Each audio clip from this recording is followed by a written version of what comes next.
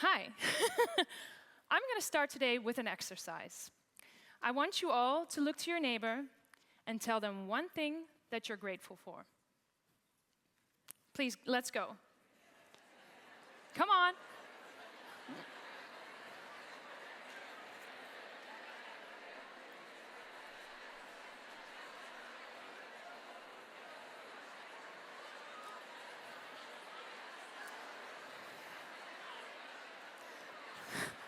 Wow.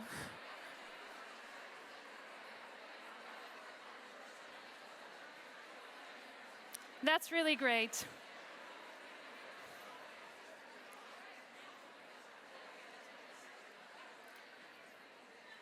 Okay, let's go. Thanks. That's great. We have about 380 things to be grateful for today. And we all spoke to this person next to us. But I'll get back to you later on that. So I'll finally start by introducing myself. I'm Willa. I'm 31 years old, engaged to Samuel. I'm a homeowner, an entrepreneur for 3 years. I love yoga, but I hardly do it as often as I should. And I forgot to tell you that I'm very grateful for standing here today in front of you. So, my life might sound pretty much in check, doesn't it? But it hasn't always been the case. Let me take you back a few steps in my life. At the age of 5, my parents got divorced. The rest of my youth was pretty okay. Not super easy, but the real trouble started when I went to high school.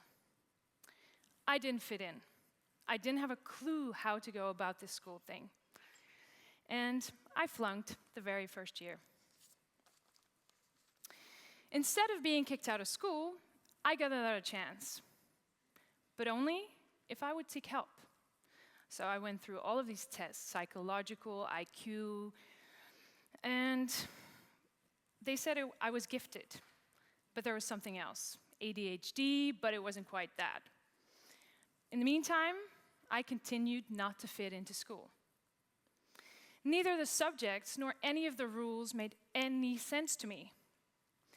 Then, of course, I did eventually get kicked out of school. I won't bother you with the rest of my school years, because I'm not here for that. But let's say it like this, my teenage years were a hell. Between the ages of 11 and 17, I went to 6 different high schools. And by the end of it, I felt like a complete failure. My IQ of over 140 points didn't get me anywhere. Nowhere whatsoever. I just felt like a complete failure. Then I realized, with the help of my mom, that school just wasn't for me. And as my whole family works in fashion, I started working in fashion. That was a blessing and a curse at the same time. I was doing really well, and I felt like a success for the first time in my life. I was starting to make quite a lot of money. I was still living at home, so not paying a lot of bills. It soon developed into a fast life full of glamour, sex, drugs, and rock and roll. I was spending most of my salary on really expensive designer bags and shoes and bags full of H&M clothing. I would travel around the world, and to further broaden my fashion collection. Elle magazine interviewed me on me and my wardrobe, and I would be featured on many style pages, even before that was really a thing.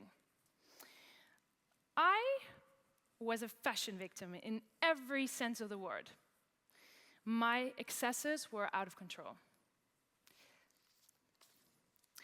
By the age of 24, I was hired as a marketing manager at a pretty well-known Dutch high-end denim brand. By the age of 27, however, that same brand went down with the very first beginnings of the crisis. I burned out after 10 years of fashion. But looking back, it was actually a blessing in disguise.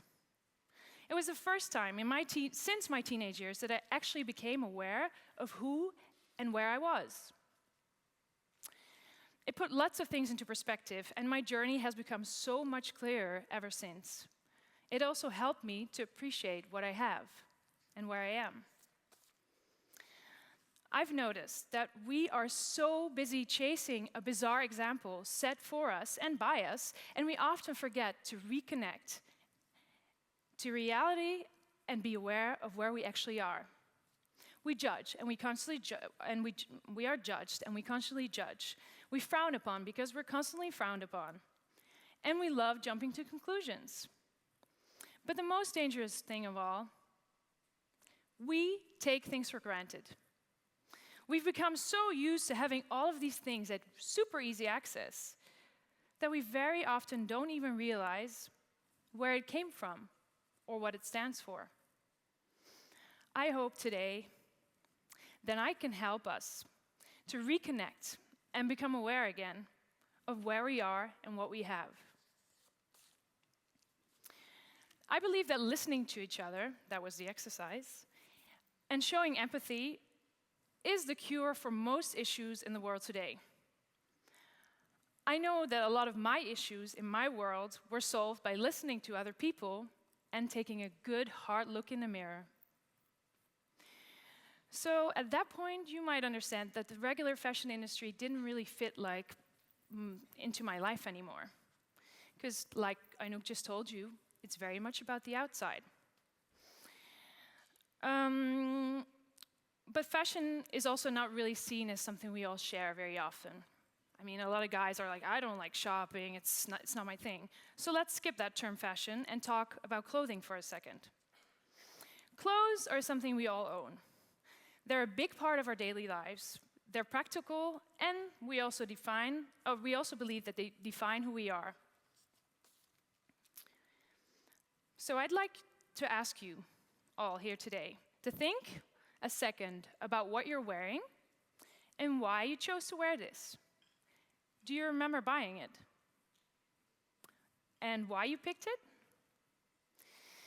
Clothes are such a significant part of our lives, and we often take them for granted. We put them so close to ourselves, literally on our skins, without realizing the bigger part of their heritage. Have you ever wondered where your clothes come from? Where they were made and by whom? I never used to. I just wanted to look good. But most clothes, the very cheap as well as the more expensive, are produced in modern slavery. The majority of people making our clothes work longer and harder days than most workaholics amongst us. But they don't ever even bring home enough earnings to live a basic life. They work day in, day out, 6 or 7 days a week, sleeping just enough to not completely break down. They have no social security, no health care, no money, no healthy food. They can't even pay any education for their children. And you know what? I'm not even sketching the worst exceptions here. This is a very fast fashion industry that we've all created together. We've created this by our demands and our consumption, always wanting more and willing to pay less and less.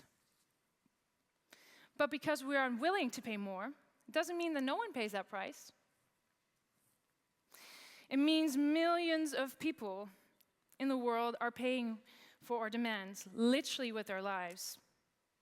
Just like what happened in Bangladesh.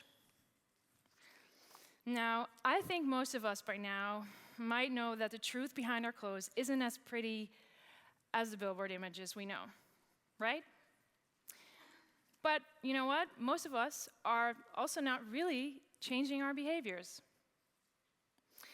We come up with excuses like, I can't change it by myself, or I don't have enough money, or I don't know where to look. But at the same time, we know exactly how to maneuver our way around the internet to find the cheapest flights, the cutest designer shoes for really good bargains, or a TV. The answers, of course, are all out there. But are we looking hard enough? So let's put all excuses aside. Together, we can change anything we want. We just have to team up and stand by our beliefs. We can change the system because there isn't anything in the world as strong as buying power. No government is as powerful as a commercial system. Together, we hold the key to change.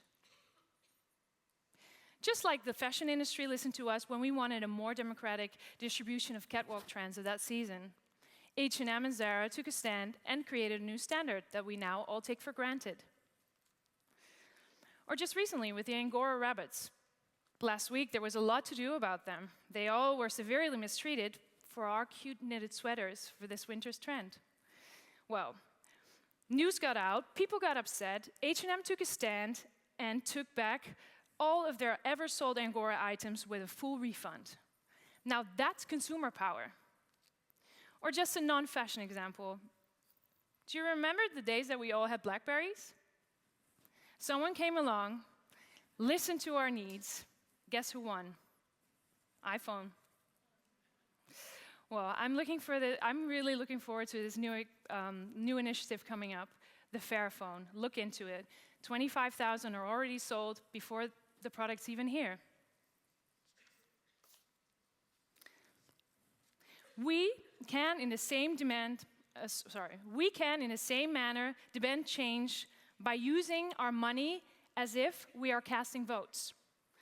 When we stop buying the things produced that in a way that we don't agree with, because I don't think anyone here would agree with those circumstances, but we start by buying into initiatives and that we are showing, the ones that are showing progress, the ones that are making us proud and doing things differently.